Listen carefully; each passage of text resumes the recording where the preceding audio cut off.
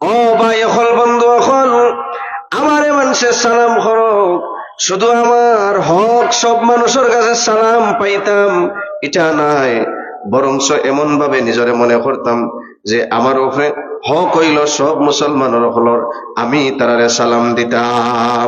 রাসূলুল্লাহ সাল্লাল্লাহু আলাইহি সাল্লামের ইরশাদ ফরমাইন, একজন মুসলমানের উপরে আর একজন মুসলমানের হক হইল যখন এক মুসলমানে আর এক মুসলমানের লগে সাক্ষাৎ করে সে যেন প্রথমে সালাম আদান প্রদান করে।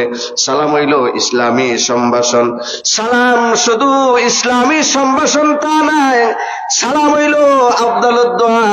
এক মুসলমানে আর এক মুসলমানের সাক্ষাতে দোয়া করেন, আসসালামু আলাইকুম, আপনার উপরে আল্লাহর শান্তি বর্ষিত হোক। ওয়ালাইকুম আসসালাম, আপনার উপরেও আল্লাহর শান্তি বর্ষিত। একজনে আরেকজনের লাগি আল্লাহর দরবারে শান্তি চাইলাম, এটা আফদাল দোয়া। শুধুমাত্র সালাম ইসলামী সম্ভাষণ নাই, শুধুমাত্র দোয়া নাই, এই সালামটা এমন, এটা হইলো কথা বলার আদব। আল্লাহর হাবিব ইরশাদ ফরমাইন, আসসালামু কাবলাল কালাম। তুমি যখন কারো সাথে সাক্ষাৎ করো, যখন সাক্ষাৎ হওয়ার পর প্রথম কথাবার্তা হইবে, প্রথমে তুমি সালাম দিবে, এটা কথা বলার আদব।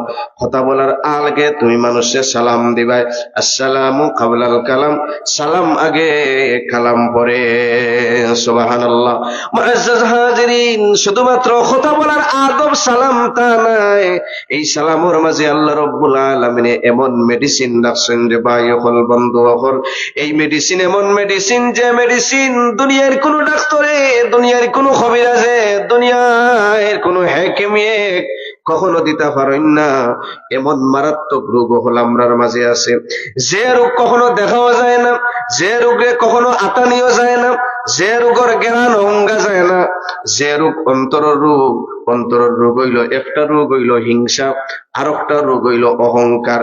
হিংসা এবং অহংকার সালাম যদি আপনি বেশি বেশি করেই করেন, রাসূলুল্লাহ সাল্লাল্লাহু আলাইহি ওয়াসাল্লাম ইরশাদ ফরমাইন, এই ব্যক্তির আল্লাহ রাব্বুল আলামিন অহংকারী হলর লিস্ট থেকে নামটা খাটাইলেন। সুবহানাল্লাহ।